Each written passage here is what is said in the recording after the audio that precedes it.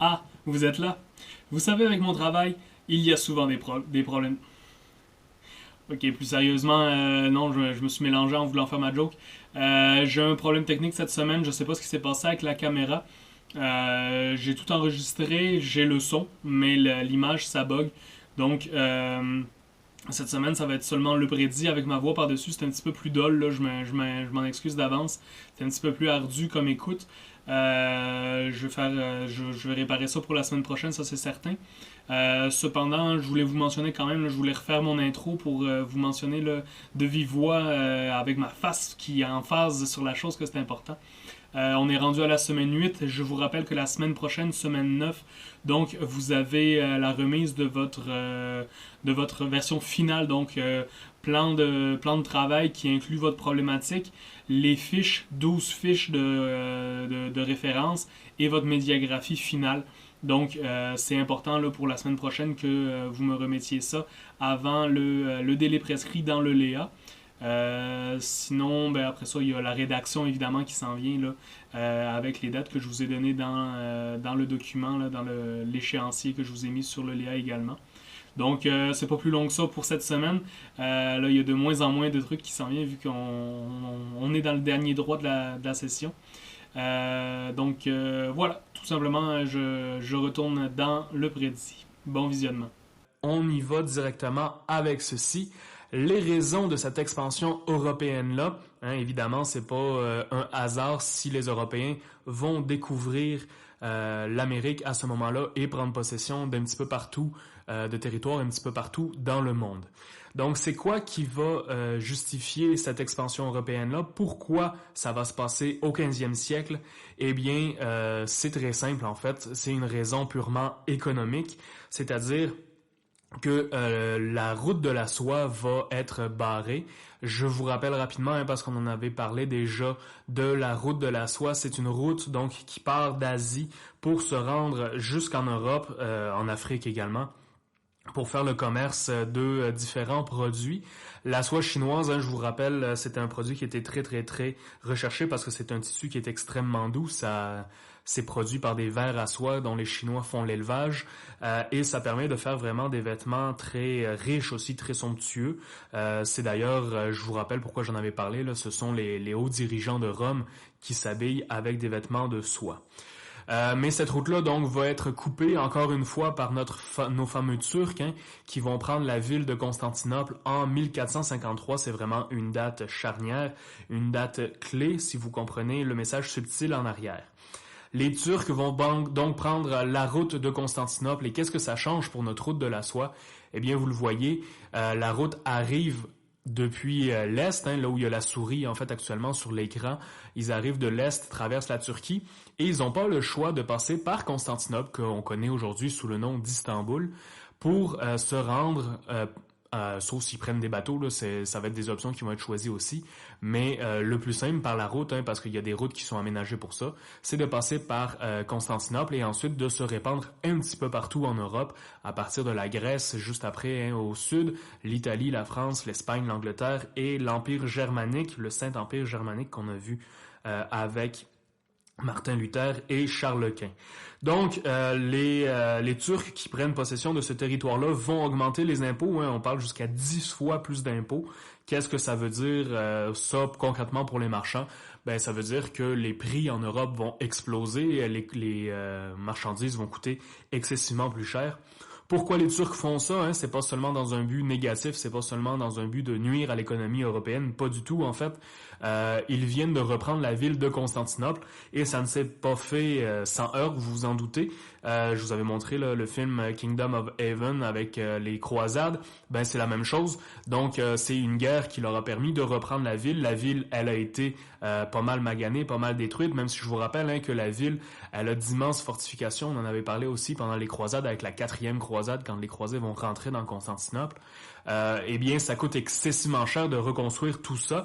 Donc, ils vont augmenter les impôts pour justement être capable de reconstruire la ville et aussi pour s'enrichir tout simplement. Cette route de la soie, elle est très importante. Pourquoi? On l'appelle la route de la soie parce que c'est le produit peut-être le plus luxueux, mais c'est toute une panoplie de produits, comme le lin aussi, qui est une production asiatique que les Européens sont capables de faire, mais de moins bonne qualité. On va avoir aussi des épices comme la cayenne, le poivre, qui sont vraiment exotiques, mais qui sont prisées par l'aristocratie, par les hauts dirigeants d'Europe. On a aussi des métaux précieux. J'ai pas retrouvé aujourd'hui là d'exemples précis de métaux, mais j'ai des pierres précieuses, par exemple la jade qui est verte et l'ambre qui est une couleur dorée, hein, qui sert à faire des bijoux. Donc c'est vraiment encore une fois pas des métaux, mais des pierres précieuses. Il y a aussi certains métaux qui sont plus difficiles d'avoir accès en Europe. Il n'y a pas seulement ces 3 catégories-là, hein, il y a aussi d'autres produits comme par exemple le musc qui sert à la fabrication des parfums, très important en Europe parce qu'on n'a pas la toilette comme on a aujourd'hui, hein, les gens n'ont pas la douche, ils se nettoient pas. Donc le parfum a non seulement un rôle de camoufler les odeurs, cacher les odeurs un petit peu comme nos déodorisants, mais on pense aussi qu'ils peuvent servir de protection contre les maladies, donc très important. Et on fait venir aussi d'Asie des lacs et de la porcelaine, les fameuses porcelaines chinoises qui sont très dispendieuses. Donc, ce sont aussi des catégories de produits qui sont très prisés par les riches européens et tous ces produits-là donc deviennent très difficiles d'accès, pas parce qu'ils n'en arrivent plus, hein, les Turcs continuent à faire le commerce, mais bien parce que ils vont augmenter considérablement les taxes qui font en sorte que ces produits qui étaient déjà de luxe vont coûter très cher. Il y a une autre raison à l'intérieur de l'Europe elle-même, donc qui va justifier les explorations à cette époque-là. Quelle est cette raison-là? Eh bien, c'est la guerre. Hein. Malheureusement, la guerre a beaucoup régulé nos sociétés depuis toujours et elle le fait encore. Si vous regardez les États-Unis, hein, qui sont toujours en guerre ou presque dans leur histoire, la guerre va coûter très cher à cette époque-là. J'en avais mentionné, par exemple, avec le tank de Léonard de Vinci, l'invention du tank, hein, sur papier, pas sur les champs de bataille, mais quand même, on a plusieurs nouvelles armes qui apparaissent à ce moment-là. Le canon qui est excessivement destructeur pour les villes fortifiées comme l'image le présente. Hein. On voit la transition avec les arbalètes qui côtoient les canons. Les canons font énormément de dégâts dans les villes. On a aussi les mousquets, l'ancêtre du fusil, qui font leur apparition. Donc, ces armes, oui, font des dégâts, mais coûtent aussi très cher à produire parce qu'il faut du métal pour les fabriquer. Donc, tout ça, ça emmène beaucoup de frais pour les différentes royautés d'Europe qui prennent à leur charge, hein, la construction de ces armes nouvelles-là. Et aussi, tout simplement, après une guerre, il faut reconstruire les villes. Et une ville, quand on l'attaque avec un trébuchet ou avec une baliste au Moyen-Âge, oui, on fait des dégâts, on fait des trous dans les remparts, c'est ça le but, mais on va jamais avoir la puissance offensive qu'un canon peut avoir. Donc, la reconstruction des villes coûte excessivement cher. De plus, avec ces nouvelles armes-là, on a besoin, pas le choix, d'avoir des armées permanentes. Pourquoi? Parce que jusqu'à maintenant, le seigneur, hein, on était dans les seigneuries du Moyen-Âge, la fin du Moyen-Âge, quand il avait besoin, il demandait à ses paysans de se joindre à lui. Il avait créé des milices également, mais ces gens-là se battaient avec des épées pour les plus riches, mais sinon des fourches, des pioches, tout ce que les paysans avaient sous la main. Là, avec l'apparition des nouvelles armes, le canon, le fusil, eh bien, il nous faut des nouvelles armées. Pourquoi? Parce que ça nous prend des gens qui sont capables de manier ces armes-là, c'est des armes qui sont très sophistiquées, ça prend une formation, hein. Tu peux pas demander à un paysan qui travaille dans un champ du jour au lendemain de se mettre à tirer du canon comme ça sans l'avoir formé, sinon tu risques d'exploser toi-même. Et ça coûte très cher si on se soucie même pas de la vie de nos paysans. Là, ça, c'est une autre histoire.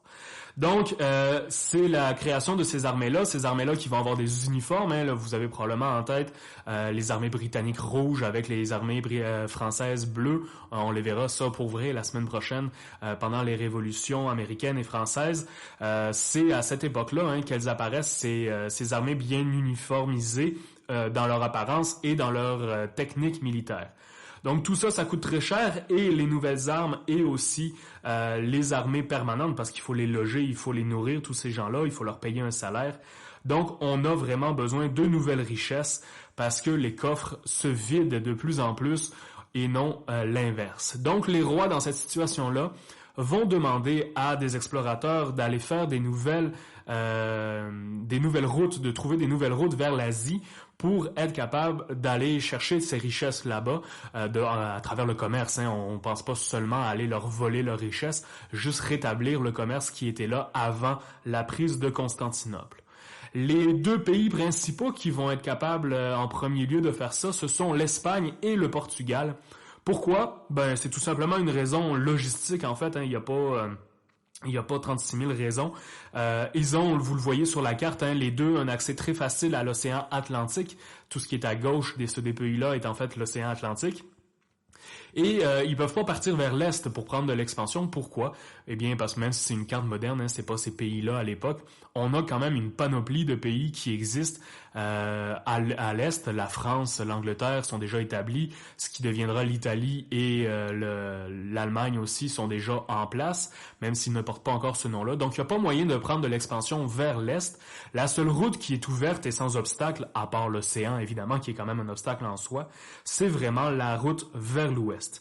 Donc, ils vont chercher l'Asie, hein, ils vont chercher un chemin vers le pays qu'ils connaissent pour faire les pays qu'ils connaissent pour faire du commerce, excusez-moi.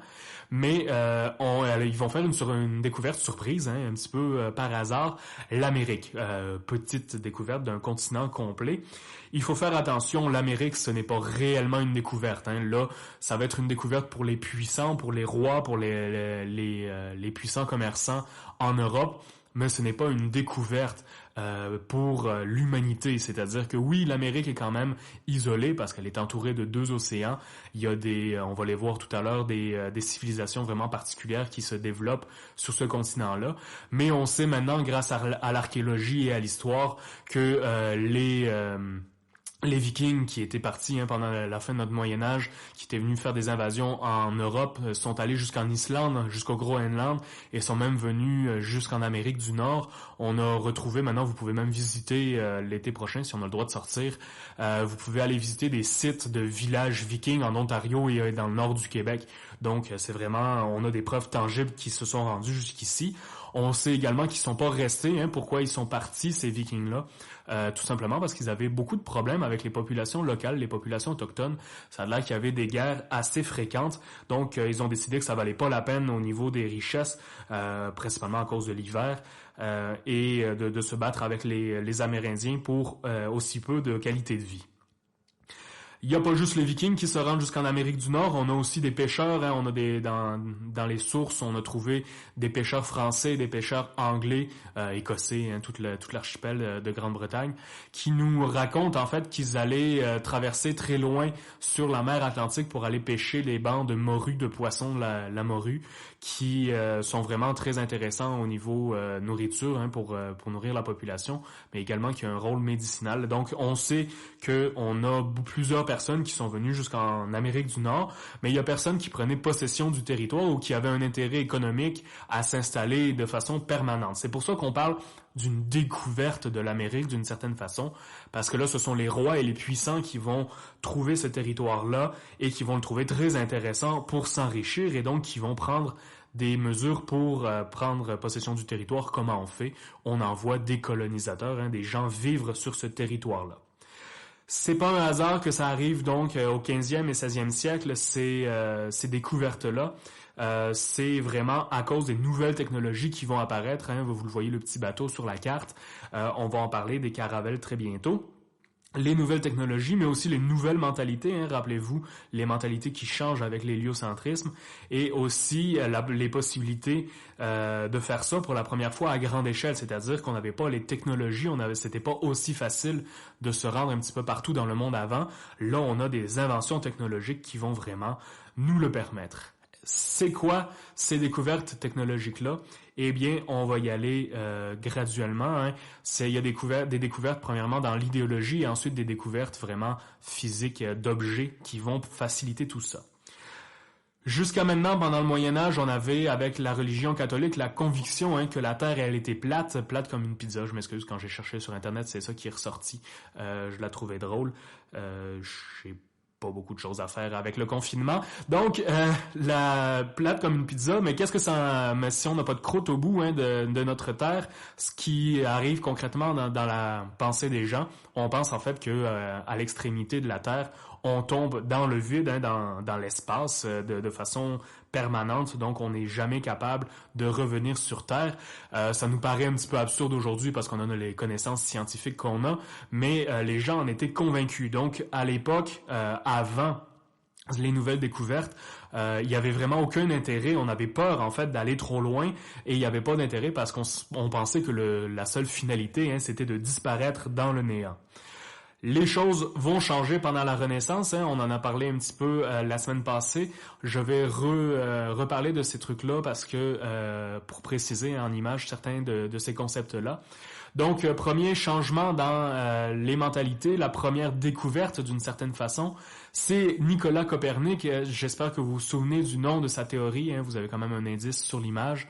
Donc, on avait le géocentrisme avec la Terre au milieu de notre système. Nicolas Copernic va révolutionner ça en proposant l'héliocentrisme. Donc, c'est le Soleil qui est au centre et la Terre qui tourne autour. J'en ai parlé dans l'autre vidéo, je ne m'étends pas plus que ça sur le sujet. À la suite de Nicolas Copernic, qui va être grandement réprimé par l'Église, on a quand même d'autres scientifiques qui vont le suivre et lui donner raison.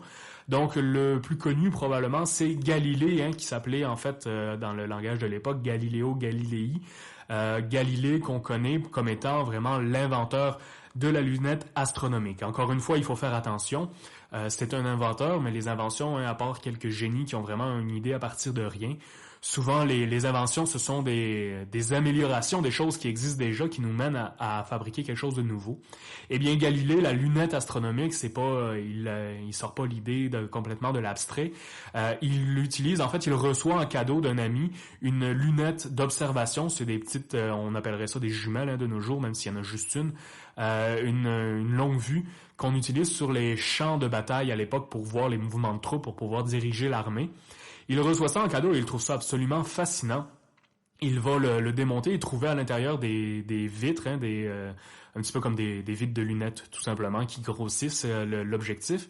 Et il va les modifier, les assembler de façon différente pour donner cette fameuse lunette astronomique-là qui ressemble tout simplement à un petit télescope qui vont quand même lui permettre de faire des découvertes absolument fantastiques pour l'époque, excusez-moi. La première, donc, observation de la Lune. On pense à l'époque que la Lune, c'est un disque plat, comme on pense que la Terre est plate d'ailleurs. Avec sa lunette astronomique, il va être capable donc de dire que ce n'est pas un disque plat, mais bien une sphère. Et il va même être capable, sa lunette est assez puissante, pour observer du relief, des montagnes, ce qui pourrait être des mers sur la Lune également. Donc ça, déjà, ça révolutionne la mentalité. C'est pas tout le monde qui y adhère. La lunette va également lui permettre, par certaines nuits d'été, d'observer Jupiter, la planète Jupiter, qu'on sait maintenant qui n'est pas faite de matière solide, mais qui a autour des satellites. Il va même être capable d'observer les plus gros des satellites, Europe, Io et Callisto. C'est lui qui donne les noms. Vous voyez l'influence de l'Antiquité dans le nom de ces satellites-là. Donc, il va voir les premiers satellites de Jupiter. Donc, il va aussi, par la même occasion, dire que la planète Terre n'est pas unique dans le système solaire. Et il va confirmer, à travers toutes ces observations-là, donc l'héliocentrisme de Copernic, qui va le mener lui aussi, lui et Copernic en fait, à des graves problèmes avec la religion. Leurs livres sont mis à l'index. Rappelez-vous, l'index, c'est cette liste de livres qui sont interdits par la religion, par le pape. Les deux donc vont être mis à l'index et Galilée, lui, va continuer à défendre sa théorie de façon publique, à l'oral, ce qui va l'amener à être accusé d'hérésie très tard dans sa vie. Il va être assez vieux à ce moment-là. Il va être jeté en prison. Il va être très malade à cause de ça, justement. Mais il ne lâchera pas le morceau jusqu'à l'influence de ses amis, qui sont, entre autres, des religieux, mais aussi certains laïcs, qui vont aller le visiter en prison et lui dire « abandonne toutes ces croyances-là ». Il va finir par le faire pour éviter la mort parce que la menace de mort pèse sur lui.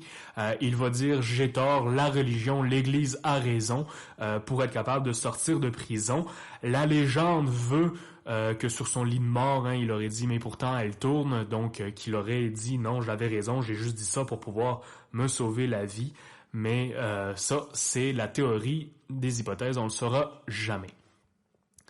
Je vous avais mentionné Kepler la semaine passée, je pensais vous l'avoir déjà montré, mais je voulais confirmer la chose, donc je vous l'ai remis cette semaine dans la présentation. Donc Johann Kepler, c'est un Allemand, lui, qui va faire exactement la même chose que Galilée. Il va utiliser des lunettes astronomiques que Galilée fait voyager en Europe. Les gens s'intéressent à ces nouvelles découvertes-là. Et il va lui aussi faire les observations de Galilée. Il va confirmer Copernic, donc l'héliocentrisme, mais il a l'avantage donc d'être dans une communauté protestante, ce qui va faire en sorte qu'il ne connaîtra pas les persécutions religieuses que Galilée et Copernic peuvent avoir subies, ce qui va en fait permettre à la notion d'être acceptée parce que lui il va pouvoir continuer à la défendre sur le long terme. Kepler ne fait pas juste confirmer ça, il ajoute aussi une nouvelle théorie. Il dit donc que les planètes tournent, oui, autour du Soleil, mais pas en cercle parfait. On fait pas des laps équidistants tout le temps autour du Soleil. Les planètes tournent en ellipse. Qu'est-ce que ça fait, ces ellipses-là? Eh bien, ça présente les saisons, tout simplement. Quand on est éloigné du Soleil, on est en hiver. Quand on est proche du Soleil, on est en été, donc c'est un des facteurs, évidemment, c'est pas le seul qui justifie ça, mais c'est un des facteurs qui va être capable d'expliquer à l'époque. Donc, très important ça aussi, être capable d'expliquer le quotidien, les choses naturelles qui nous entourent. La journée de la mort de Galilée, Isaac Newton, que vous connaissez probablement de nom, je me fais plus d'espoir, mais quand même, va naître la même journée que Galilée est mort et c'est son descendant d'une certaine façon au niveau théorique assez direct. Isaac Newton, donc lui, est un Anglais en Angleterre. Il est très connu pour ses observations de la lumière, c'est pour ça qu'il a le faisceau de lumière avec un prisme dans la main, et il est très connu également pour sa loi de la gravité. Donc vous avez probablement entendu parler d'Isaac Newton avec l'histoire qu'il est couché en dessous d'un pommier, il y a une pomme qui lui tombe sur la tête et c'est ce qui lui aurait révélé, c'est pour ça la pomme en arrière, c'est ce qui lui aurait révélé donc la théorie de la gravité, que chaque corps est attiré vers le centre de la Terre. Là, on sait que la pomme, c'est arrivé pour vrai. Est-ce que c'est la seule chose et la seule explication ou ça a juste été mis comme exemple par Newton? C'est une autre histoire. Mais c'est important, cette loi de la gravité-là de Newton, parce que ça change radicalement la perception du monde. Je m'explique. Eh bien, si on a la gravité, si chaque corps, que ce soit un humain ou un objet, est attiré vers le centre de la planète, eh bien, du fait même, on ne peut pas tomber de la planète comme on croyait. Si on arrivait au bout de la planète, on tombait. On peut pas tomber parce qu'on est attiré vers le centre de cet objet-là. On peut pas tomber dans le vide. Ça explique aussi le mouvement des planètes de Kepler, la gravité. Pourquoi les planètes tournent autour du Soleil? C'est à cause de l'effet de gravité, l'attirance que le Soleil a sur les masses célestes. C'est pour ça, encore une fois, en haut à gauche, l'illustration. Il va aussi s'intéresser au mouvement vous voyez dans l'image là, des mathématiques, le livre qui est à sa gauche. Il va s'intéresser aussi à l'influence de la Lune sur les marées. Je ne sais pas si vous le savez, mais la Lune a une très grande influence sur les marées des océans et des mers sur notre planète, en fonction de où est-ce qu'elle est placée, si c'est une pleine Lune ou pas. Donc Newton, vraiment un théoricien grandiose, un homme de science beaucoup, et il va faire aussi deux autres choses, les deux dernières choses sur lesquelles je m'attarde. Quand même, il va inventer le premier télescope, la chose que vous voyez à notre droite, vraiment à l'avant-plan.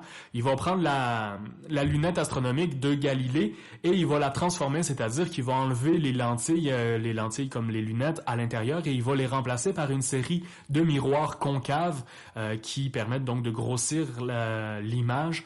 Et ça va vraiment décupler de façon exponentielle la puissance des télescopes. C'est lui qui invente le télescope comme on le connaît aujourd'hui, sauf qu'aujourd'hui, il s'est rendu immense pour qu'on aille très loin dans la galaxie. Mais c'est à lui que nous devons ce concept-là. C'est la même chose aujourd'hui, mais en plus gros, tout simplement. Et l'autre chose qu'on lui doit également, donc le fameux prisme dans sa main, la théorie de la réfraction, selon lui, donc la lumière blanche qui arrive de la gauche, se décompose dans un spectre de couleurs, ce qui aurait été influencé par un phénomène naturel, une fois de plus. Vous l'observez vous autres aussi après une pluie, c'est l'arc-en-ciel tout simplement. Donc c'est une compréhension de l'univers, une compréhension des phénomènes naturels qui nous entourent, qui révolutionne la vision du monde. Pourquoi? Parce que non, ce n'est plus la volonté divine que les couleurs apparaissent dans le ciel. On a une explication scientifique justifiée et prouvée par des gens, des hommes de science. J'en profite pour faire la petite parenthèse, le prisme avec la lumière, si on dit que ces gens-là n'ont pas d'influence, vous avez juste à regarder l'album Dark Side of the Moon de Pink Floyd, qui est exactement cette représentation-là. Donc, ce sont des hommes qui ont influencé nos sociétés jusqu'à aujourd'hui. Je vous ai mis un petit vidéo, la deuxième image qui est la même chose, c'est un vidéo, ça dure 20 minutes, c'est la théorie du complot, il aurait trouvé la pierre philosophale pour vivre éternellement, parce qu'il faisait de l'alchimie, tout ça, Isaac Newton. Donc très intéressant, la théorie du complot, on y croit, on n'y croit pas, c'est pas ça le point, c'est des fois ça permet de réfléchir différemment, je trouve ça aussi très divertissant. Le vidéo est fait par National Geographic, donc c'est des sources qui sont quand même assez fiables, les représentations des images sont quand même assez réalistes pour l'époque, mais c'est tout simplement un petit 20 minutes là, pour vous proposer d'autres analyses de l'histoire. Encore une fois, je laisse à votre discrétion, vous avez tout simplement à suivre le lien dans le lien du prédit. Donc, il découvre la loi de la gravité, vous faites pause ici si vous avez besoin pour reprendre tout ça en note de ce que j'ai dit. Donc, les innovations vont se faire pas seulement au niveau des mentalités, mais bien également aussi au niveau physique. Il va y avoir une série d'innovations, d'inventions qui vont permettre à nos Européens de partir en exploration sur les océans, chose qui n'était pas forcément faisable avant. Pourquoi? Eh bien, parce qu'avant, on faisait du cabotage. Du cabotage, qu'est-ce que c'est? Je l'ai déjà mentionné, il me semble. C'est tout simplement qu'on longe la côte, on suit la ligne de l'horizon de la Terre pour toujours rester à proximité. Le but, c'est quoi? C'est d'être capable d'accoster dans un port pour pouvoir avoir soit de l'eau fraîche, de la nourriture et tout ça, pour pouvoir continuer le voyage. Et également parce qu'on maîtrise pas ni les courants marins, ni les vents qui vont dans tous les sens, donc on est vraiment au niveau sécurité. On reste proche des rives, c'est le meilleur moyen pour être capable de naviguer. Évidemment, ça limite, c'est pour ça d'ailleurs que l'océan Atlantique ne sera pas traversé souvent, à part quelques pêcheurs téméraires. Ça va être assez rare de se rendre jusqu'en Amérique à l'époque. Mais il va y avoir donc des inventions. La principale, c'est le transport moderne de l'époque. C'est les avions, les trains et tout ça. Eux autres, c'est la caravelle. Donc le bateau en soi existe depuis à peu près toujours. Mais la caravelle a quand même des spécificités vraiment qui lui permettent d'aller beaucoup plus loin et beaucoup plus rapidement. Donc c'est une modernisation très pratique des bateaux qui permettent aux Européens d'aller plus loin. Premièrement, c'est beaucoup plus rapide parce que c'est le tirant d'eau que vous voyez dans la description, le tirant d'eau en bas à gauche, c'est tout simplement la partie qui est submergée du bateau. Donc c'est ce qui fait aussi de la friction sur l'eau et ce qui retient, ce qui ralentit le rythme du bateau. Donc le fait qu'il y ait moins de bateaux dans l'eau, ça fait en sorte qu'on peut aller plus vite. Mais aussi, et ce qui est le principal intérêt de la caravelle, c'est que c'est plus facile à manœuvrer parce qu'elle possède 3 types de voiles. Donc on a la voile carrée, qui sert tout simplement à un vent arrière. Quand on a le vent qui nous pousse, on peut mettre la voile carrée qui prend le maximum de vent qui nous pousse, tandis que la voile triangulaire que vous voyez à côté, elle permet de prendre les vents qui arrivent de côté. Donc on est capable d'une certaine façon de zigzaguer pour se rendre jusqu'à destination quand les vents ne sont pas favorables, c'est-à-dire directement dans notre dos. Et aussi, la troisième sorte de voile qu'on ne voit pas représentée malheureusement sur l'image, ce sont les voiles latines, c'est-à-dire que les voiles latines, on est capable d'aller contre le vent, parce que les voiles, on est capable de les faire tourner autour des mâts. Les mâts, c'est les espèces de grands arbres sur lesquels il y a le drapeau. On est capable de tourner la voile, donc elle n'est pas obligée d'être orientée vers l'avant du bateau, elle peut être aussi orientée vers l'arrière, ce qui nous permet de capter les vents, peu importe leur sens.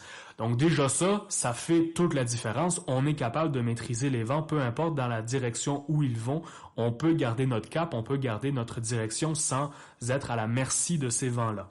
Donc ça va être la caravelle, va être utilisée pour absolument tous les explorateurs de toutes les nations, parce que c'est vraiment une avancée technologique incroyable à l'époque pour les navigateurs. On va aussi avoir l'étoile polaire. Évidemment, l'étoile polaire, vous vous en doutez, c'est pas une invention, c'est pas les humains qui ont inventé ça. L'étoile polaire, c'est tout simplement l'étoile du Nord, l'étoile la plus brillante dans notre ciel. C'est plus une normalisation de son utilisation pour les marins à l'époque qui va apparaître à cette époque-là. Donc, la normalisation de l'utilisation, pourquoi? Parce que si vous le savez pas, si vous avez jamais vu les étoiles, si vous avez trop de pollution lumineuse, excusez-moi, dans votre ville, village et ou autre, l'étoile polaire, l'étoile du Nord, c'est vraiment l'étoile la plus lumineuse dans le ciel. C'est la première qu'on voit le soir également et la dernière qui disparaît le matin. Et c'est aussi pourquoi elle est si importante, c'est parce que c'est une étoile qui ne bouge pas.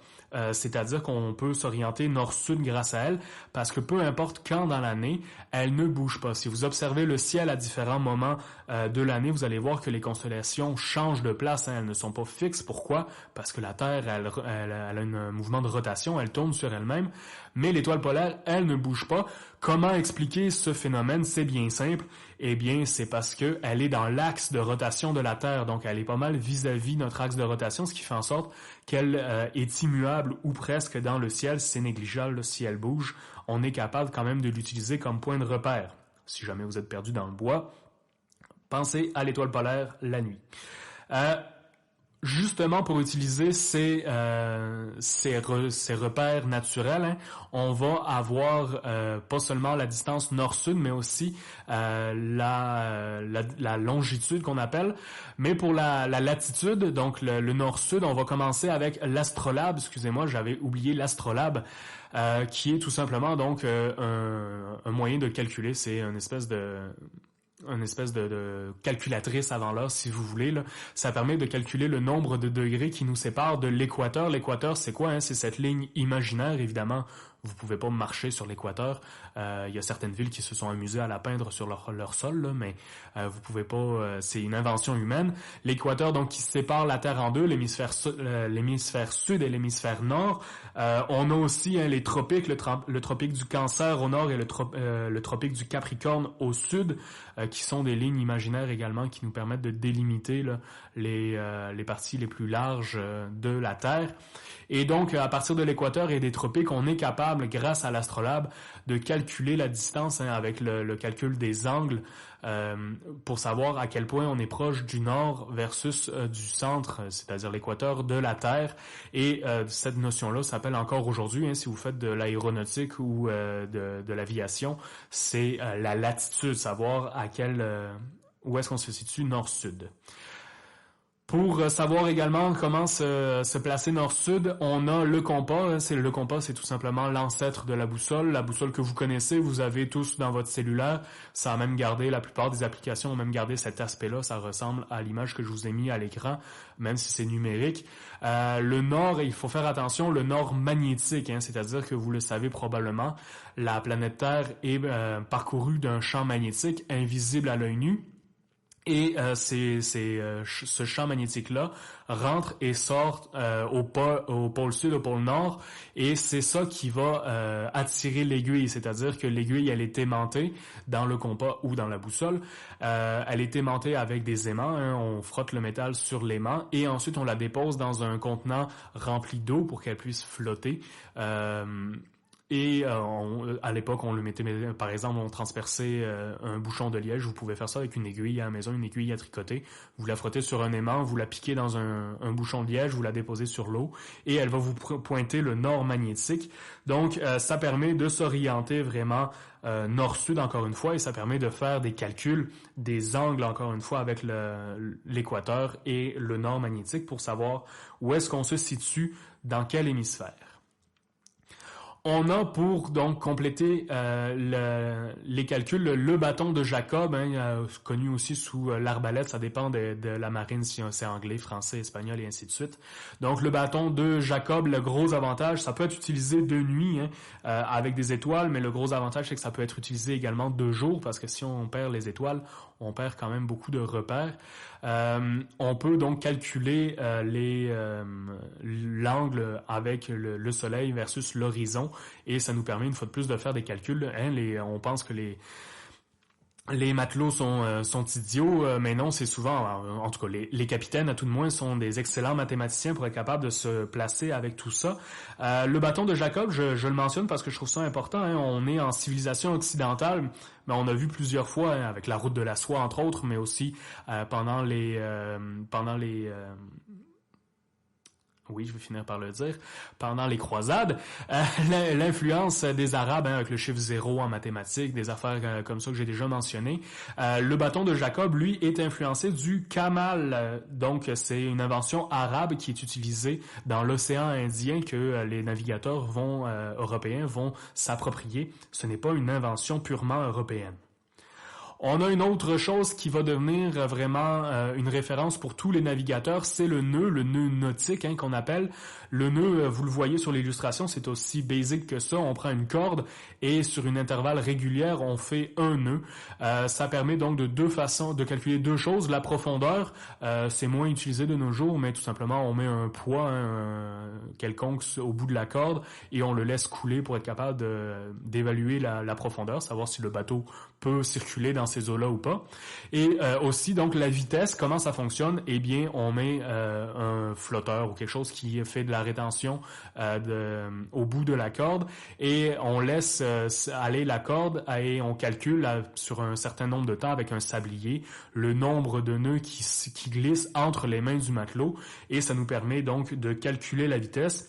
Pour les amateurs de sport nautique, si jamais ça vous intéresse ou si pour culture générale tout simplement, un nœud nautique égale à 1000 marins et ça équivaut à 1,8 km/h. Donc, c'est vraiment pas très rapide, un nœud, 1,8 km par heure.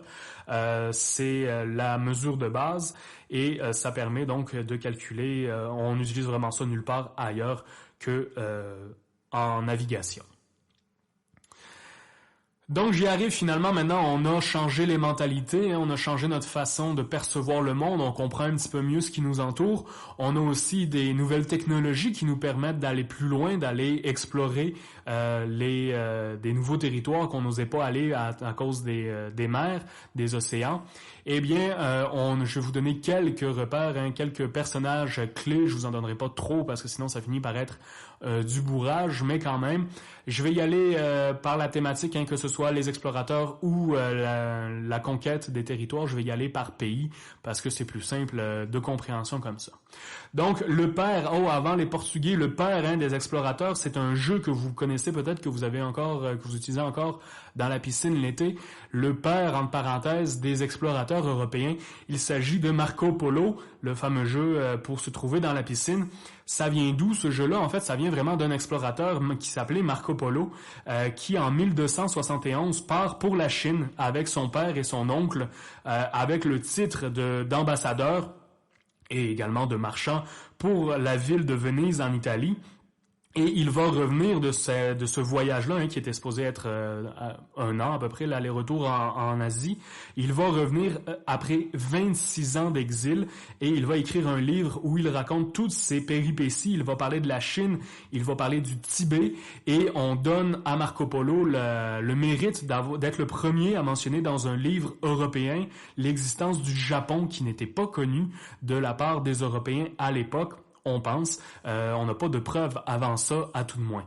Et donc, ce Marco Polo-là va parler des merveilles qu'il a croisées, des peuples, des coutumes et tout ça, et il va parler aussi de la monnaie en papier qui est en usage en Asie, les billets de banque qu'on utilise encore de nos jours maintenant.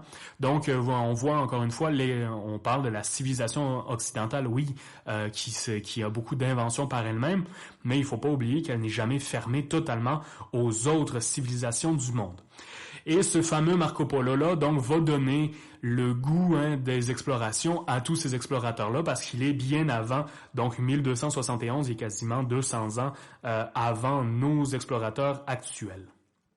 Donc, je commence avec les Portugais. Pourquoi le Portugal? La raison, elle est très pragmatique, elle est très dans la réalité. On a donc des problèmes de surpopulation. C'est un très petit pays, le Portugal, vous le voyez sur les cartes. C'est l'équivalent à peu près de l'Estrie et de la Montérégie. Je pense que je fais une caricature grossière, là, mais c'est vraiment pas immense comme pays, surtout versus ses voisins espagnols et français. Donc, on a rapidement des problèmes de surpopulation, de manque de ressources, de nourriture pour la nourrir, cette population-là. Et on a aussi pour les riches, parce que le reste de la population n'y touche pas, un manque d'or, de ressources naturelles et de richesses. Donc, le roi du Portugal va envoyer Bartolomeu Dias, des fois on se plaint du prénom que nos parents ont choisi pour nous, vous auriez pu vous appeler Bartolomeu. À l'époque, c'était peut-être cool, je ne le sais pas. Donc, Bartolomeu qui va faire son voyage en 1486, il est chargé par le roi Jean II d'explorer vraiment les côtes africaines. Il va partir avec une petite équipe, c'est un des premiers à partir officiellement, avec 2 caravelles et un navire pour les vivres, donc il va amener des tonneaux d'eau, de vin, la nourriture et ainsi de suite. Donc une petite équipe. Il va être le premier à vraiment faire le tour. Vous le voyez ici, Dias, il est en jaune. Il est le premier à faire le tour de l'Afrique. Il va pas aller très loin, il va seulement contourner la pointe et il va donner le nom. En fait, c'est pas lui, c'est le roi qui va donner le nom à ce passage-là. Le bout de l'Afrique, il a rencontré des tempêtes très difficiles à surmonter. Il va donc appeler ça le cap des tempêtes. Et le roi du Portugal trouve que c'est un nom de mauvais présage et il va renommer ce cap-là le cap de Bonne-Espérance parce qu'il a espérance d'aller faire du commerce avec l'Inde et avec la Chine. Donc, vous le voyez, le cap de Bonne-Espérance, c'est une invention, encore une fois, européenne. C'est pas comme ça que c'est appelé forcément par toutes les civilisations du monde.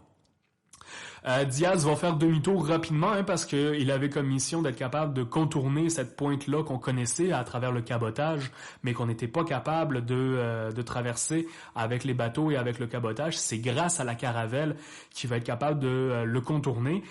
Il va ramener quand même un petit peu de trésors qu'il a accumulés sur le bord en accostant sur le bord de l'Afrique, mais pas énormément. En fait, il va revenir pour dire au roi, c'est une réussite, on peut traverser la pointe de l'Afrique, on peut envoyer d'autres expéditions dans ce coin-là, et ça va fonctionner. Il va falloir, par exemple, attendre Vasco de Gama, la flèche verte, pour que les Portugais se rendent jusqu'en Inde, un petit peu plus tard quand même, une dizaine d'années plus tard, le temps d'organiser le tout, et n'oubliez pas, à l'époque, tout est fait manuellement, ça prenait du temps.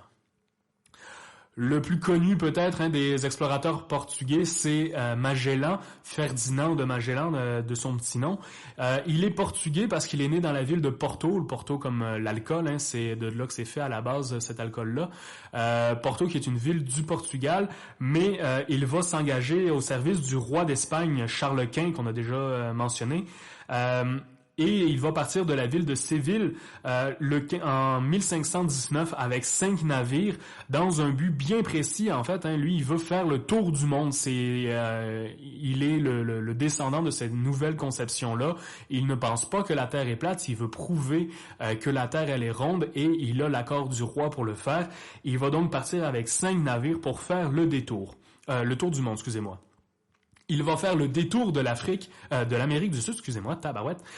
On est peut-être dû pour une pause. N'oubliez pas de prendre des pauses, ce que je ne fais pas en ce moment, mais c'est important. Donc, il va faire le tour de l'Amérique du Sud, ce qui porte de nos jours son nom, le détroit de Magellan, la pointe sud complètement, ce qu'on appelle aujourd'hui les terres de feu, parce que il y a de la fumée, il y a des volcans, c'est des terres très inhospitalières qui sont dans ce coin-là, c'est des îles volcaniques. Donc, le détroit de Magellan qui va être pour la première fois contourné par les Européens. Encore une fois, il faut faire attention, la première fois, pour les Européens, pas forcément pour les peuples locaux. Il va donc être capable de traverser, et c'est un lieu où les courants marins sont très forts parce que l'océan Atlantique et l'océan Pacifique se rejoignent à cet endroit-là. Il va être capable de le traverser, et il va faire une découverte en fait qu'il ne s'attendait pas du tout, c'est-à-dire un autre océan, un océan qui lui est très calme, très plat, très clément, et il va lui donner le nom de océan Pacifique. Pourquoi? Parce que l'Atlantique, il y a des courants très forts, il y a des tempêtes. L'océan Pacifique, il n'y a rien de tout ça, ou à tout de moins pas à une fréquence aussi élevée, évidemment. Il y a des vagues, il y a des courants, mais jamais aussi fort qu'il avait connu dans l'océan Atlantique. Donc, il va lui donner le nom d'océan Pacifique. Encore une fois, ça ne veut pas dire que les cultures d'Asie l'appellent de la même façon que nous. On lui donne donc le crédit d'avoir fait pour la première fois le tour du monde. Il faut nuancer un petit peu ça, c'est-à-dire que dans le petit carré qui est juste en dessous de son image, qui grossit la région de l'Indonésie, sur l'île Mactan, donc vous le voyez dans le petit carré, sur l'île Mactan, Magellan va confronter le roi de l'île, parce qu'au fur et à mesure, il essaye de voler des richesses pour continuer et des vivres pour pouvoir continuer son voyage. Il va se battre contre le roi Lapu-Lapu, sur les îles des Philippines, et pendant ce combat-là, il va recevoir une flèche empoisonnée. Et donc Magellan va mourir le 27 avril 1521, et on va conserver son cadavre dans les cales du navire. J'ai pas retrouvé la méthode employée. On a plusieurs méthodes pour conserver. Par exemple, les pêcheurs salent avec le sel de l'eau de mer les poissons pour les conserver, ou les viandes d'ailleurs. C'est un moyen de conservation très efficace.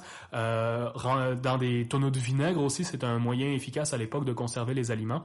J'ai pas trouvé le sort réservé au corps de Magellan, mais quand même, il y en a encore eu pour quelques mois de traverser avec un cadavre. Ils ont trouvé probablement un moyen de le conserver pour pas que ça amène des maladies, de la contagion sur le bateau. C'est pas très reluisant comme façon de voir les choses, mais vous le voyez, le reste du voyage donc n'est pas la ligne n'est pas de la même couleur. C'est son second qui va finir le voyage pour lui. Il n'a plus ses 5 navires, je pense qu'il est rendu à 2 ou 3 navires à ce moment-là. Il y a eu des mutineries, il y a eu des gens qui ont reviré de bord. C'est vraiment un périple c'est au-dessus d'un an, je pense, pour faire le voyage complet.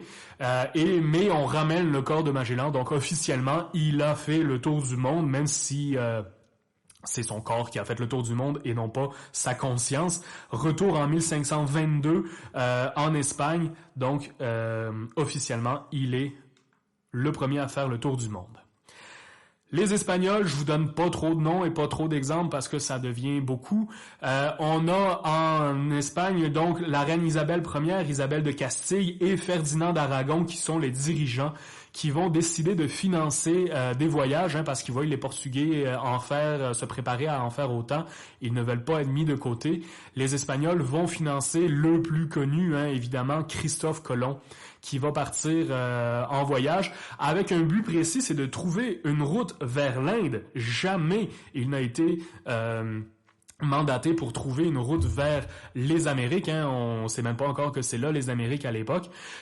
Mais il va partir donc avec 3 bateaux, la Pinta, la Nina et la Santa Maria. La Nina n'est pas une caravelle, mais elle va réussir à faire le voyage au complet. Pareil, il va découvrir en octobre 1492, découvrir encore une fois, je mets des parenthèses, il va découvrir l'Amérique. En fait, il atterrit aux Antilles, donc Haïti et la République dominicaine. C'est une découverte majeure. Pourquoi? Bien parce que dans ces îles-là, il trouve des ressources. Il ramène de l'or de son premier voyage, ce qui va vraiment justifier donc les autres voyages par la suite. S'il était revenu les mains vides, probablement qu'on ne serait pas allé coloniser l'Amérique, les Européens ne seraient pas venus coloniser l'Amérique comme ils l'ont fait, mais on ramène de l'or en Espagne, donc le deuxième voyage va servir à la même chose, et il va justifier la prise du territoire par les Espagnols, le début de la prise du territoire par les Espagnols, qui vont être rapidement imités par les autres puissances européennes. Ce qui est très drôle à ce moment-là, c'est qu'on a seulement deux pays. Hein. On a les Espagnols et on a les Portugais qui ont commencé à faire des explorations, mais ils sont seuls à ce moment-là à avoir commencé ces explorations-là parce que la situation des monarques et la situation géographique les a emmenés à faire ça. C'est des pays qui ont besoin de ressources énormément. Donc 1486, Bartholomew Diaz, 1492, Christophe Colomb. On est vraiment à la fin du 15e siècle et les deux pays commencent déjà à avoir des frictions, hein, à réclamer des territoires qui disent avoir découvert en premier. Le pape, lui, commence à avoir une peur d'une guerre, mais d'une guerre mondiale. Hein. Pour la première fois, on peut commencer à parler de ce concept-là parce que ça inclurait aussi des colonies un petit peu partout dans le monde, ces guerres-là. Donc, le pape qui a peur de cette... c'est Alexandre VI, excusez-moi, je cherchais son nom. Alexandre VI qui a peur d'une nouvelle guerre entre ces deux pays-là, et donc une guerre en Europe par la même occasion, va décider d'organiser une rencontre entre les deux puissances pour séparer le monde en deux.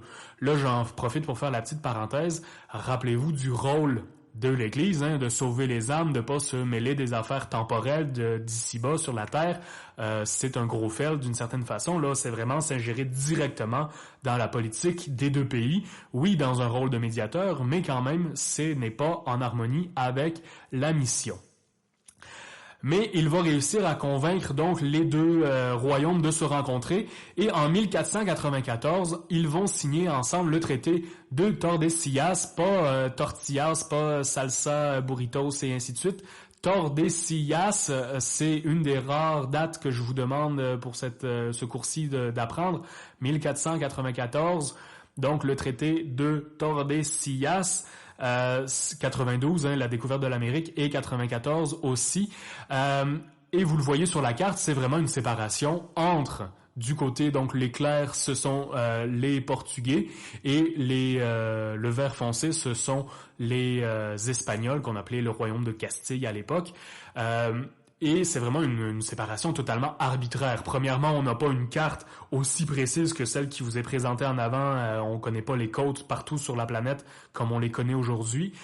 Ils s'assoient, ils prennent une carte tant bien que mal et ils tracent deux lignes à peu près moitié-moitié. Ils se séparent le monde en deux aussi simplement que ça, avec l'ascendant du pape évidemment. Ce qui est intéressant de voir, c'est des répercussions encore aujourd'hui de ce traité-là. Par exemple, vous le voyez avec le Brésil qui est encerclé en bleu.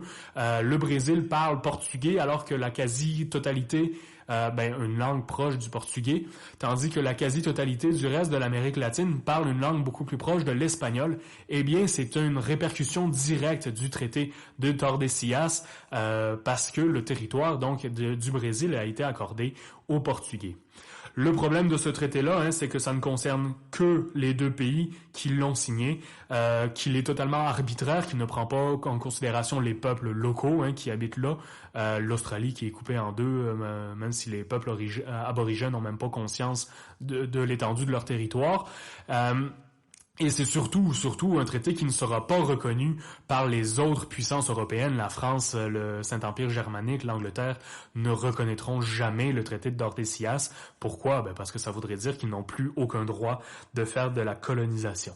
Donc, important parce que ça jalonne les premières années de colonisation européenne, mais au final, ça n'a pas d'effet si concret que ça, à part peut-être l'explication des langues en Amérique latine.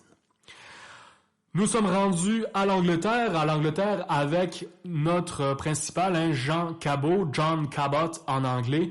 John Cabot qui est un Espagnol, si je me souviens bien, d'origine, ou un Vénitien, un Vénitien, pas un Phénicien. Il va s'engager auprès du roi d'Angleterre parce qu'il veut faire comme ses comparses explorateurs. Il veut s'en aller et être reconnu pour avoir découvert de nouveaux mondes. Il va être engagé donc par Henri VII, le père de notre fondateur de l'anglicanisme. Il va être engagé pour trouver une fois de plus une route vers l'Asie, mais il va tomber sur des territoires qui ne s'attendaient pas, donc le Groenland en premier, où il va se perdre un peu, va faire demi-tour, et il va finir, à force de tâtonnage, devrais-je dire, par trouver Terre-Neuve et Labrador, qui sont à l'époque, encore une fois, habités par des Amérindiens. Ils trouvent que ces territoires-là sont très inhospitaliers, ce qui est quand même le cas versus les paysages d'Europe qui sont déjà bien aménagés par les humains, là. Mais il va aussi être très déçu par les ressources. Donc, il va faire quelques explorations pour des ressources d'or. Hein. C'est principalement l'or, l'argent qu'on va chercher. Il n'en trouve aucun. Mais il va trouver quand même une autre ressource inattendue, une ressource très importante pour l'Europe à l'époque, qu'aujourd'hui on a perdu, mais l'huile, en fait la morue, hein, ce poisson-là que vous voyez avec la belle barbichette, c'est la morue. La morue qui, premièrement c'est de la nourriture, hein, le poisson peut être mangé directement, mais c'est aussi un truc qui est très important pour la médecine à l'époque, c'est-à-dire que l'huile de foie de morue, oui, c'est aussi peu ragoûtant que ça en a l'air quand on le dit. L'huile de foie de morue est reconnue par les médecins de l'époque ayant vraiment des qualités médicinales assez importantes et donc on va faire le commerce de la morue à ce niveau-là aussi. Donc c'est une ressource quand même qui vaut la peine au niveau économique, bien que ce ne soit pas le but premier du voyage. Je vous ai mis encore une fois des ressources qu'on trouve en ligne, hein, les explorateurs européens avec une ligne du temps, toujours important de replacer sur une ligne du temps nos connaissances. Je vous essaye de pas vous en donner trop, surtout avec les siècles qu'on survole, c'est très difficile. Mais vous avez ici les principaux explorateurs et le time-lapse en bon québécois de comment ça s'est passé tout ça. Si ça vous intéresse d'y jeter un œil, je vous ai donné quand même les plus importants, hein, les plus marquants, mais vous pouvez aller faire un tour là-dessus. Ce ne sera pas mauvais pour vous. Il me reste 2 bulles si je me souviens bien. Donc, premièrement, peuplement et commerce. Donc, l'aspect vraiment plus de la colonisation et aussi l'aspect commercial qui va en découler. Je commence par un petit peu du drabe, hein, c'est-à-dire je vais vous donner 5 définitions. N'hésitez pas à revenir en arrière et à me réécouter. Elles sont pas toutes écrites telles quelles, mais si vous avez besoin, donc revenez en arrière et réécoutez ce petit bout-là. Première définition, la colonisation, hein, comme illustré ici. La colonisation, donc, c'est l'exploitation par un pays qu'on appelle une métropole d'un territoire qui s'est approprié afin d'exploiter les ressources, les richesses. Les ressources, c'est autant matériel, hein, le blé, le blé d'Inde, le maïs qu'on va découvrir à cette époque-là, le cacao qu'on va découvrir à cette époque-là, mais aussi les humains, comme vous le voyez avec l'image en Afrique. Donc, les ressources, c'est à tous les niveaux. Donc, exploitation par un pays qu'on appelle une métropole d'un territoire qu'il s'est approprié afin d'exploiter les ressources, les richesses. Ensuite, nous avons en face de ça une colonie. Hein, le territoire qui a été conquis s'appelle une colonie. Qu'est-ce que c'est qu'une colonie? C'est un territoire sous la domination d'une puissance étrangère. Donc, je vais le répéter, territoire sous la domination d'une puissance étrangère. C'est peu importe où dans le monde, ça peut être même des pays européens sur d'autres pays européens, bien que ça ne se fasse pas beaucoup, ou sur des très courts laps de temps.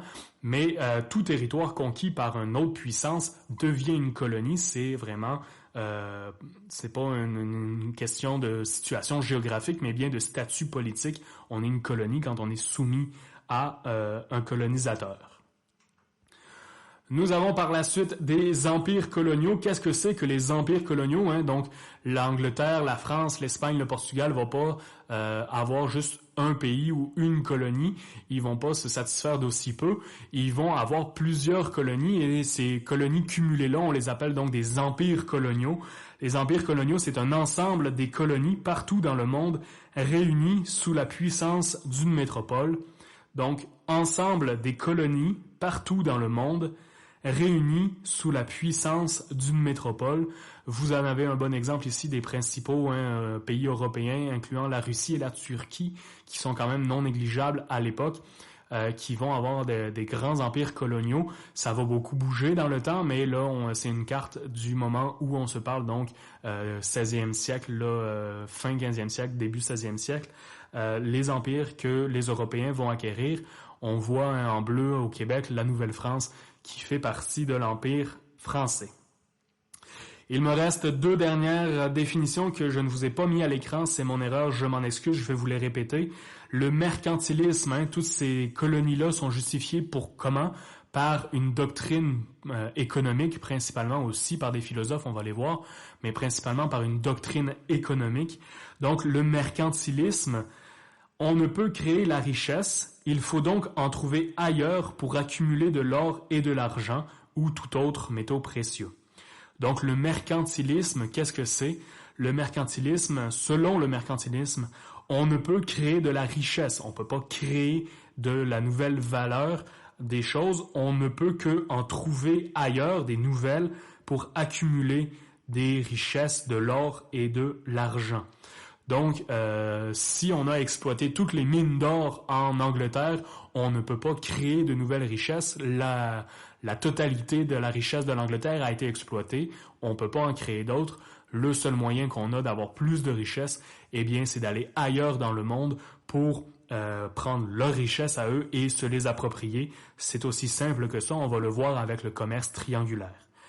Et finalement, il nous reste donc une autre... je vais y revenir. Ah non, c'était là. Excusez-moi, je vous vole des punchs, mais c'est pas grave. Il nous reste donc la métropole. Je vais en parler un petit peu plus tard des métropoles. Donc les métropoles, c'est les États qui possèdent des colonies. Je vais vous les mentionner tout à l'heure un petit peu plus précisément. Je retourne avec mes pays principaux, la même thématique. Je vous ai dit que je fonctionnerai de la même façon. On a vu les explorateurs, ceux qui vont vraiment découvrir des nouveaux passages, des nouvelles routes. Là, je vous présente, des explorateurs, mais qui vont avoir comme mission de coloniser les territoires qu'ils découvrent et qu'ils prennent et en prendre possession. Donc pour la couronne portugaise, c'est Vasco de Gama, notre fameux premier à se rendre jusqu'en Inde en contournant l'Afrique. Il prend beaucoup de territoires sur la côte africaine au nom de la couronne du Portugal et il va aussi, une fois arrivé en Inde, prendre possession de certains territoires en Inde, toujours sur le bord des océans, sur la côte. Et on appelle ça des comptoirs commerciaux. Donc c'est la justification. C'est un comptoir commercial. C'est ce qu'il y a en Nouvelle-France par la même occasion que vous avez probablement vu dans vos cours précédents. C'est-à-dire que c'est un lieu où les Européens s'amassent, un petit village, une petite ville, dans lequel les autochtones des territoires vont venir faire du commerce, vont venir échanger leurs produits.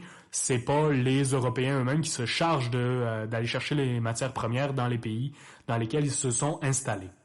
Vasco de Gama va quand même aller un peu plus loin que juste installer des comptoirs commerciaux. Il va mener aussi des guerres et il va amasser des butins.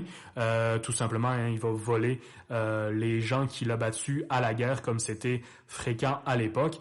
Il va ramener énormément de butins sur ses navires.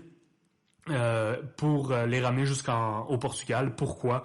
Pour la même raison, c'est-à-dire qu'il veut justifier d'autres voyages, parce que s'il ne ramène pas de richesse au roi du Portugal, eh bien le roi et la reine n'accepteront plus tout simplement de financer ces voyages-là qui coûtent très cher. D'ailleurs, certains historiens disent qu'il revenait et que les richesses qu'il ramenait équivalaient à peu près à la même chose que les coûts que ça avait été engendré d'aller faire les explorations. Donc, il ramène autant de richesses qu'il peut pour justifier d'autres voyages. Pour la couronne espagnole, on a Hernán Cortés. Hernán Cortés qui est un parmi tant d'autres, mais je vous nomme les plus connus, ceux qui sont restés le plus dans la postérité. Hernán Cortés, est resté tristement célèbre dans l'histoire. Pourquoi? Eh bien parce que c'est lui qui va s'occuper avec les fameux conquistadors espagnols. Ce sont des militaires tout simplement. Il va s'occuper d'éliminer les peuples d'Amérique latine et d'Amérique centrale, les Aztèques, les Incas et les descendants des Mayas. J'ai fait une simplification avec les Mayas parce que les Mayas, la civilisation maya n'existe plus à ce moment-là. Mais les peuples qui sont des successeurs occupent encore le territoire. Hernán Cortés va arriver avec quelques centaines de conquistadors et il va réussir à faire tomber une des civilisations les plus puissantes d'Amérique centrale, hein, les Aztèques. Je vous en reparle tout à l'heure. Et il va piller les villes et les temples et il va ramener énormément de richesses à la couronne espagnole qui vont vraiment grandement bénéficier malheureusement de ces conquêtes d'Hernán Cortés. Et vous le voyez évidemment sur l'illustration du haut, hein, ça ne se fait pas pacifiquement. Oui, dans un premier temps, ils essayent de faire des contacts pacifiques, mais très très très rapidement, on a des Amérindiens en pagne avec des flèches et des lances face à des hommes cuirassés de métal avec des fusils, hein, des mousquets qui commencent à apparaître. Donc la supériorité technologique fait en sorte que même s'ils sont pas nombreux, ils écrasent les populations autochtones. Pour la France, donc Jacques Cartier, hein, ça c'est des choses que vous êtes supposés connaître avec l'histoire du Québec Cannes en secondaire 3 et 4.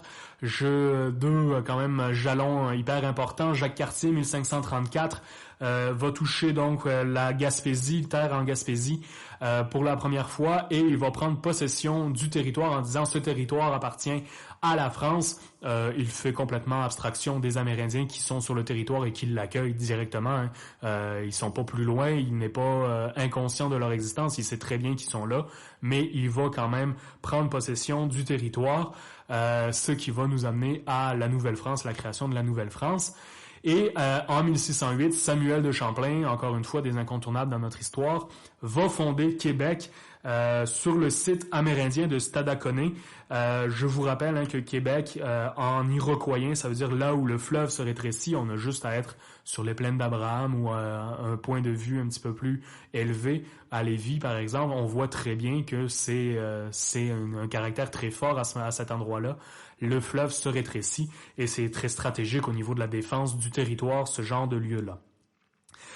Et par la même occasion, donc, c'est le début du retrait, c'est le début du recul des Amérindiens face aux Européens qui ne finira jamais, hein, finalement, puisqu'encore aujourd'hui, on leur a volé leurs terres et on les a mis dans des réserves où leurs droits sont très limités. Ils ne sont pas inclus dans notre société moderne plus qu'il faut. C'est un autre débat qu'on aurait de vive voix, peut-être, ou pas. Ça dépend parce que vous répondez pas à mes questions.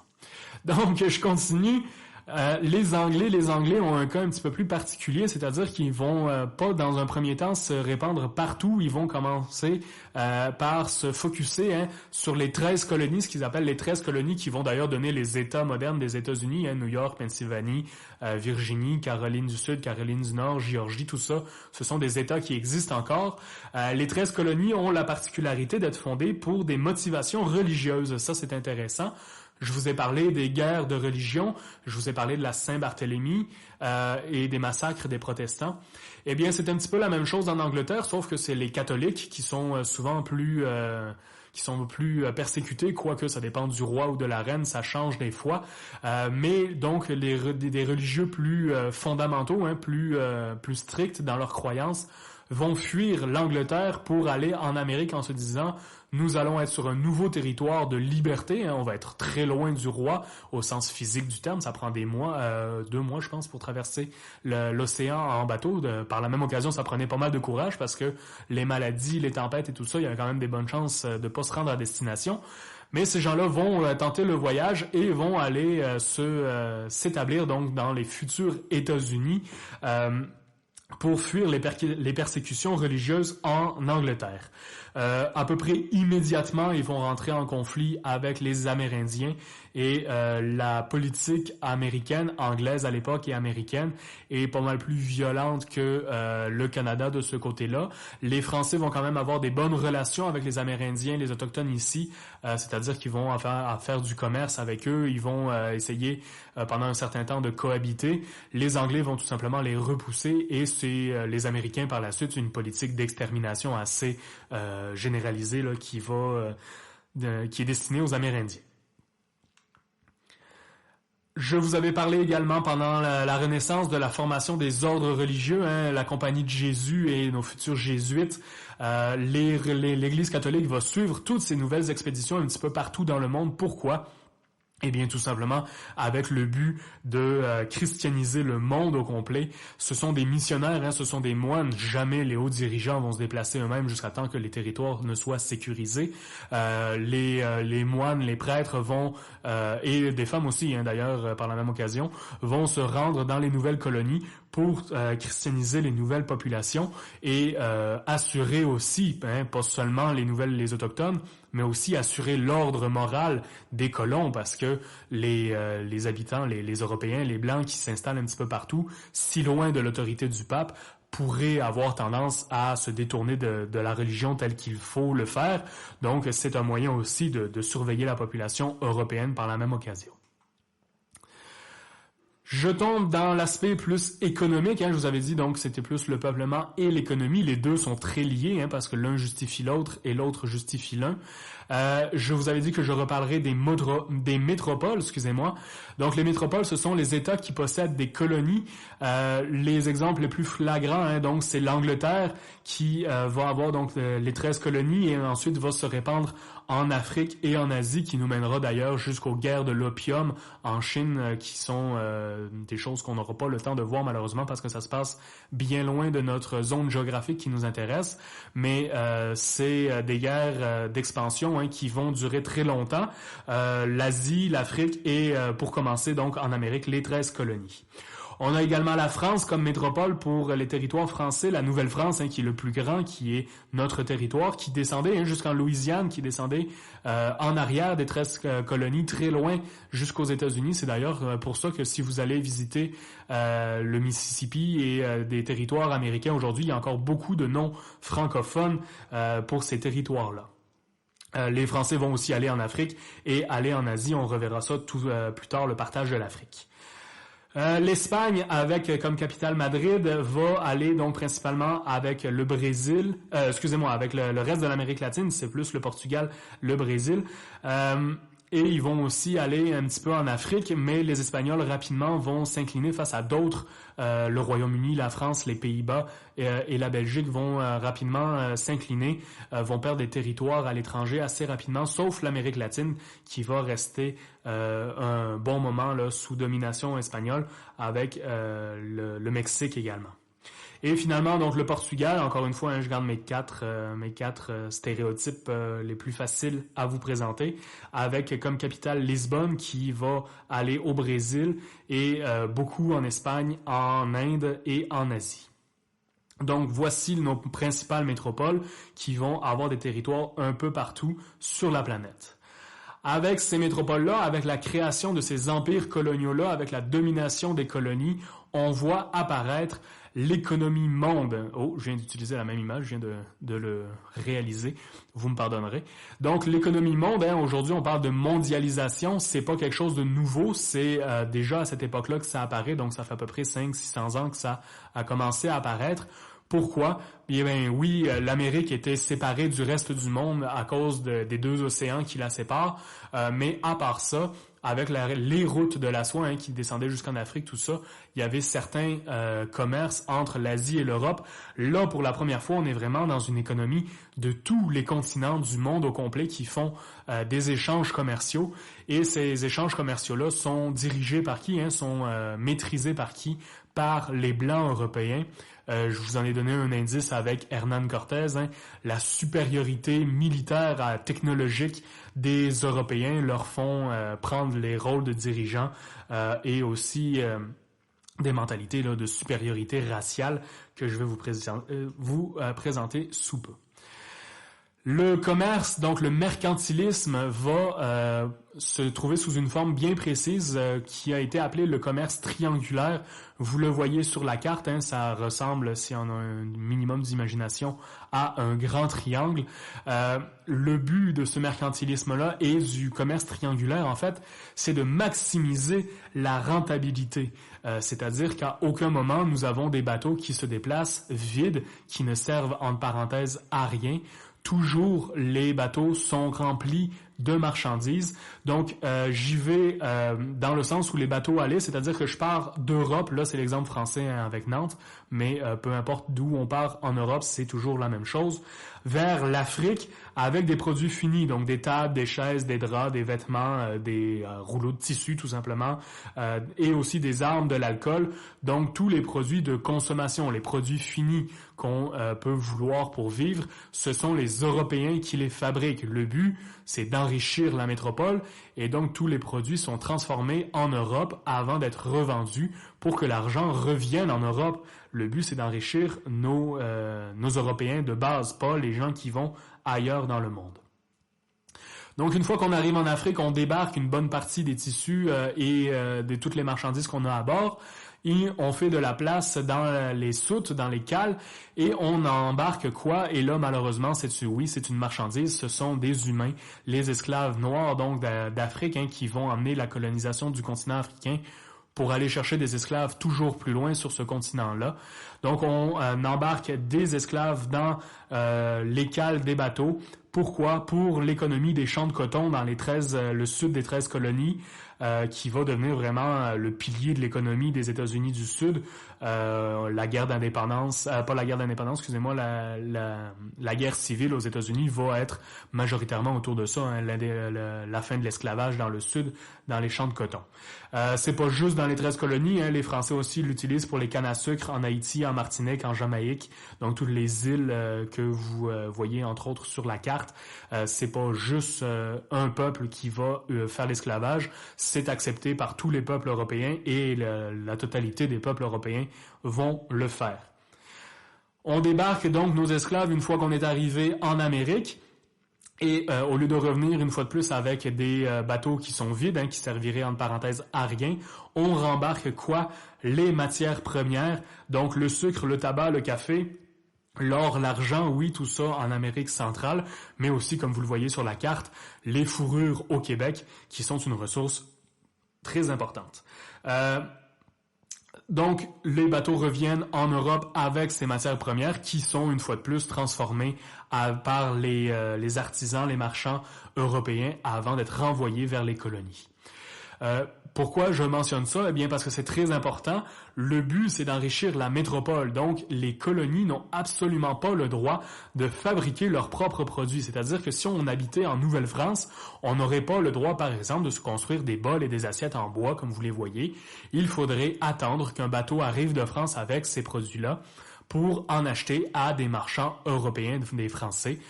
Évidemment, vous vous doutez que dans la réalité, c'est pas comme ça que ça marche. Les gens vont se fabriquer, se gosser en bon québécois leurs propres ustensiles, mais selon la législation, selon la loi, normalement, ils n'ont pas le droit de fabriquer quoi que ce soit. Il faut vraiment acheter tous les produits venant de la métropole. Le but, c'est vraiment d'enrichir le royaume européen. Dans ce commerce triangulaire-là, je trouvais ça quand même important de faire la parenthèse vers le commerce des humains, le commerce des esclaves. Vous avez une représentation ici d'un bateau négrier, négrier les nègres. Nègre, c'est devenu péjoratif aujourd'hui dans notre société moderne, mais nègre, ça voulait tout simplement dire les noirs. Si vous allez par exemple à Cuba en vacances, vous voyez des dépanneurs qui s'appellent négro, ça veut dire noir en cubain. C'est tout simplement une couleur, c'est pas du tout raciste, c'est pas du tout péjoratif. Les noirs entre eux aux États-Unis par exemple vont s'appeler nigger dans le rap, très très utilisé. C'est tout simplement des déviations du mot nègre en français qui à l'époque ne se voulait pas. Ça l'est là intrinsèquement parce qu'ils les considèrent comme des objets, mais ça ne se voulait pas négatif. C'était tout simplement une façon de présenter, de parler des Noirs africains. Donc, c'est qui ces esclaves-là? Il faut faire attention. Oui, c'est des hommes majoritairement parce qu'on veut des travailleurs, on veut des gens forts.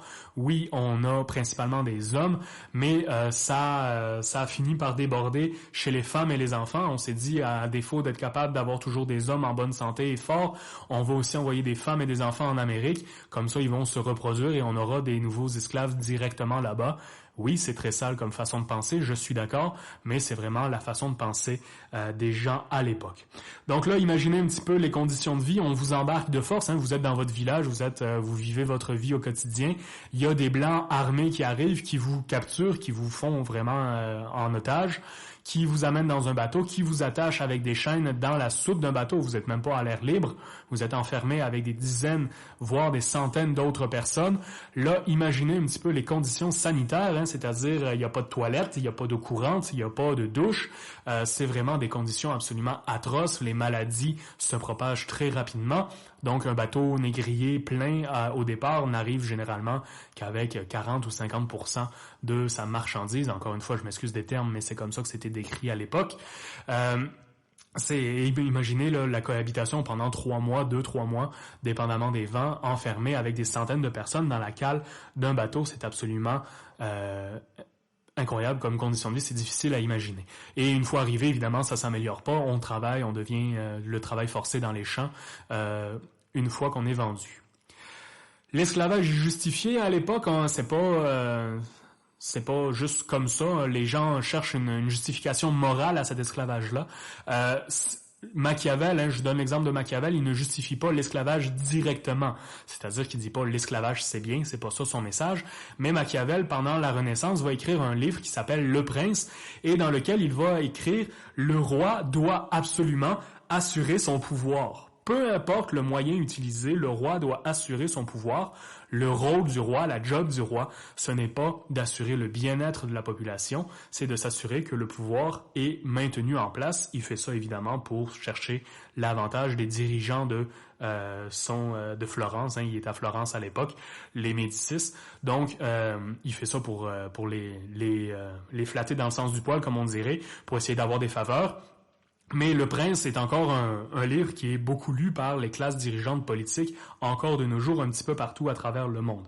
Donc, Le Prince justifie d'une certaine façon l'esclavage, mais il y a aussi la politique raciale qui dit tout simplement que les Blancs, à cause de leur supériorité technologique, les armes à feu, les armures qu'ils ont créées, tout ça, le fait qu'ils soient capables de créer des armes comme ça que les autres peuples n'ont pas, ça veut dire que les Blancs sont supérieurs, sont plus intelligents aux autres peuples, et donc ils ont le droit naturel, hein, les droits naturels, on va les voir la semaine prochaine, de diriger les autres peuples du monde. Ça va rapidement se gâter comme conception du monde, mais à cette époque-là, c'est accepté. Oui, on a la traite négrière qui est absolument atroce, mais malheureusement, c'est pas mieux pour les peuples autochtones. Hein. Je vous donne l'exemple de Mésoamérique, mais c'est partout pareil dans le monde. Il y a des génocides des peuples autochtones un peu partout à cause des travaux forcés que les peuples de Mésoamérique vont subir et que les autres peuples aussi vont subir. Donc, la justification économique, hein, vous le voyez sur la caricature, j'aime beaucoup les caricatures, ça explique rapidement les concepts. Donc, la conséquence, c'est l'extermination, mais c'est justifié comment? C'est justifié par la rentabilité. Je vous l'ai dit, dans le commerce triangulaire, il ne faut pas avoir des bateaux qui servent à rien d'une certaine façon. Il est important d'avoir des bateaux qui sont toujours rentables, qui sont toujours pleins de marchandises, même si c'est des marchandises humaines. Donc, on va vraiment... sous le principe de la rentabilité, justifier ce commerce-là et l'exploitation des peuples autochtones. Avant le travail forcé, il y a une conséquence imprévue pour les Européens, et là je m'excuse pour les âmes sensibles, mais les maladies vont se transmettre, hein, des maladies que, par exemple la variole que je vous présente ici, des maladies que les Européens sont habitués d'une certaine façon de fréquenter, c'est des maladies qu'ils connaissent. La variole, on n'en meurt pas forcément, hein, on peut en survivre.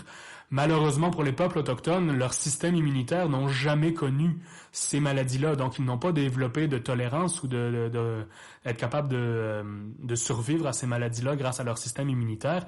Ce sont des maladies totalement nouvelles pour eux et ce sont des maladies qui vont être par le fait même excessivement mortelles parce que le système immunitaire n'est pas du tout capable de les gérer. On voit un petit peu le phénomène avec le COVID. On commence à avoir des gens qui résistent au COVID et les médecins étudient leur système pour essayer de trouver des solutions. Donc, c'est Darwin, pour la plupart d'entre vous connaissez Darwin, ceux qui sont les mieux adaptés qui survivent. Eh bien là, les populations autochtones ne sont pas du tout adaptées à ces nouvelles maladies-là. Ça va être excessivement meurtrier. De façon volontaire ou involontaire. Vous avez probablement aussi entendu l'exemple des dirigeants britanniques militaires John Colborne, qui va donner des couvertures infectées de variole aux Amérindiens pour s'en débarrasser ici en Amérique du Nord. Donc, c'est involontaire dans un premier temps, mais ensuite ça peut être utilisé à l'avantage des Européens. C'est très sale. Les humains n'ont pas tous une moralité exemplaire. Donc, je rentre vraiment dans le travail forcé et je finis avec cet aspect-là, le sort réservé aux populations autochtones. Je vous donne, comme je l'ai dit, l'exemple de l'Amérique latine, mais ça se fait un peu partout à travers le monde. Donc, le travail forcé pour les Aztèques, les descendants des Mayas et des Incas, c'est principalement dans les mines. Je vous le rappelle, les Européens sont venus chercher des matières premières en Amérique et des richesses, donc on les met au travail. C'est 7 jours sur 7. Là, c'est le travail forcé. 7 jours sur 7, on dort dans la mine des fois, pas toujours, là, c'est pas égal partout, évidemment. Mais on dort dans la mine, les chiffres de travail sont épuisants. Vous le voyez aussi, on leur donne pas des moyens technologiques phénoménaux, c'est vraiment à la pelle et à la pioche. Donc, ils meurent de fatigue et tombent comme des mouches. Vous rajoutez à ça la faim, la soif et les maladies, c'est excessivement meurtrier. Donc, le travail forcé dans les mines, oui, mais les Européens vont aussi découvrir des nouvelles ressources, j'en ai mentionné tout à l'heure, comme le blé d'Inde et tout ça, et ils vont mettre les Autochtones au travail dans ces domaines-là. On leur vole donc le tabac. Le tabac, si vous n'avez jamais, vous connaissez les cigarettes, malheureusement, c'est votre choix. Le tabac, si vous avez jamais vu à quoi ça ressemble, c'est vraiment une plante, c'est la plante qui est à côté, c'est des grandes feuilles qu'on fait par la suite sécher et une fois séchées, on les effrite pour donner le tabac que vous connaissez. Sauf que le tabac, naturellement, n'est pas aussi cancérigène que ça l'est aujourd'hui dans nos cigarettes, parce que grâce aux industries de nos jours, ils ont rajouté des choses fantastiques pour nous, genre du goudron et des affaires comme ça dans les cigarettes. Le tabac est aussi souvent chiqué par les populations autochtones. Chiquer, c'est quoi? C'est mastiquer tout simplement pour avoir le même genre d'effet que s'il est fumé, mais sans les dégâts au poumon. En échange, on avait les dents qui pourrissaient, mais on peut pas tout avoir dans la vie. Faut choisir ses batailles. Un autre qui va apparaître en Europe à ce moment-là, la découverte du cacao, je l'ai mentionné tout à l'heure. Encore une fois, vous connaissez probablement le cacao liquide ou en poudre. Mais on est moins exposé au cacao naturel, donc ça pousse dans des grosses cosses, un petit peu comme des petits pois, mais d'une certaine façon, mais beaucoup plus grosses, beaucoup plus rigides, et on a des graines de cacao à l'intérieur de ça. Si vous cueillez ça directement dans le champ et que vous le croquez, vous auriez une méchante surprise. Le cacao, c'est très amer, c'est pas très bon. À l'état naturel, c'est éprisé par les hauts dirigeants aztèques pendant les cérémonies religieuses, par exemple, pour aller avec la consommation de certaines drogues hallucinogènes pour rentrer en contact avec les dieux. Mais naturellement, c'est vraiment pas très savoureux. Le cacao qu'on mange de nos jours est boosté fois 1000 en sucre, ce qui le rend beaucoup plus digestible ou à tout le moins savoureux. Et c'est sous cette forme-là que les Européens vont le consommer aussi, mélangé avec du sucre. Le cacao qui va vraiment entraîner un travail forcé des populations autochtones. C'est des immenses champs de cacao qu'on va planter. C'est encore le cas aujourd'hui, mais aujourd'hui, il y a de la machinerie aussi pour aider tout ça. Donc, ces populations locales-là vont subir, comme je vous l'ai dit, le travail forcé et on va aussi leur voler toute leur identité d'une certaine façon. Je vous donne l'exemple des 3 peuples principaux d'Amérique latine. Les Aztèques vont être exterminés par les conquistadors espagnols au niveau physique, oui. Les autres vont être envoyés dans les travaux forcés, mais on va aussi leur voler leur ville, leur territoire pour installer des colons européens. Donc la ville, la métropole des Aztèques, c'est eux qui l'ont créée de toutes pièces, s'appelle Tenochtitlan. Elle s'appelle en fait Mexico Tenochtitlan, qu'on appelle aujourd'hui donc Mexico, la capitale du Mexique. C'est une ville qu'ils ont créée sur un lac. Là, je pourrais rentrer dans tous les détails de la création. J'ai un cours complet sur l'histoire de l'Amérique latine. Là. Et ils vont construire des îles au milieu du lac pour des raisons défensives. Et ça va finir à une ville gigantesque, comme vous la voyez représentée sur le dessin. Les Européens vont prendre ce territoire-là et vont se le réapproprier. Aujourd'hui, vous pouvez aller visiter Mexico pour voir les vestiges aztèques. Le seul problème, c'est que c'est construit sur un lac, cette ville-là. C'est très marécageux, ça a été asséché depuis le temps, le lac autour, mais c'est très marécageux. On est dans la cuve, dans la vallée entre des montagnes. Et la ville de Mexico, je me souviens plus exactement du chiffre, c'est pas important, mais elle s'enfonce dans le sol de 1 ou 2 centimètres par année. Donc certains vestiges aztèques, je pense principalement au temple du soleil, le temple principal. Les premières constructions qui étaient les plus petites sont rendues complètement submergées. On peut pas aller les visiter physiquement et on est obligé d'envoyer des robots, mais par chance, on a la technologie pour nous aider aujourd'hui. Donc, Tenochtitlan qui est devenu Mexico, qui est resté la métropole, la ville la plus importante du pays. On met fin également à leurs croyances par la même occasion. Les Amérindiens de Mésoamérique vont avoir l'air vraiment de barbares aux yeux des catholiques, parce que je vous rappelle, chez les catholiques, il ne faut pas faire couler le sang. Chez les Amérindiens, chez les Aztèques, en fait, je vais parler... Excusez, pardon, ça c'était mon cellulaire. Il faut pas parler de la même chose chez les Amérindiens, c'est-à-dire que chez les Aztèques spécifiquement, la religion nécessite de faire couler le sang. Chez les Aztèques, le monde est cyclique. Et il faut nourrir le soleil avec le sang, avec des sacrifices, pas juste humains. Le sacrifice humain est intense chez les Aztèques, pas chez tous les peuples de Mésoamérique.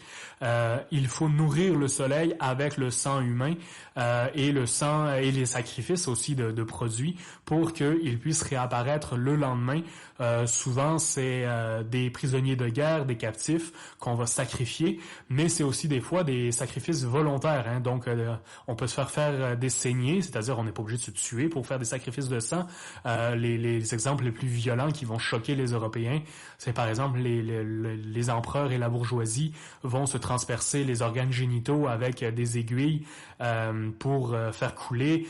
Les femmes vont se faire percer la langue avec des aiguilles aussi de cactus pour faire couler le sang. On va se couper les bras et les mains, tout ça pour nourrir les dieux.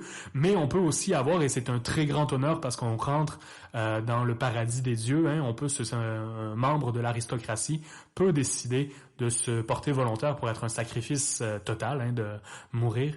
Donc, c'est des pratiques qui vont vraiment choquer les Européens et on va les interdire complètement. Évidemment, on n'enlève pas l'identité d'un peuple aussi facilement que ça. Oui, énormément de choses vont être détruites, les temples, les idoles et tout ça vont être détruites en grande partie, mais on retrouve encore aujourd'hui la présence de cette culture ancestrale-là. Par exemple, chez les Mexicains, la fête des morts, vous avez peut-être déjà vu ça. Il y a eu encore un dessin animé avec Disney dernièrement. J'ai perdu le nom, excusez-moi. C'était un petit guitariste qui s'en va au royaume des morts avec sa guitare. C'est vraiment très festif, c'est-à-dire que chez les Aztèques, la mort, c'est pas synonyme de malheur comme chez les chrétiens qui ont peur de l'enfer. C'est quelque chose, une délivrance d'une certaine façon. Et donc tout ça, ça va être mis de côté, mais on les retrouve encore aujourd'hui dans la culture nationale mexicaine.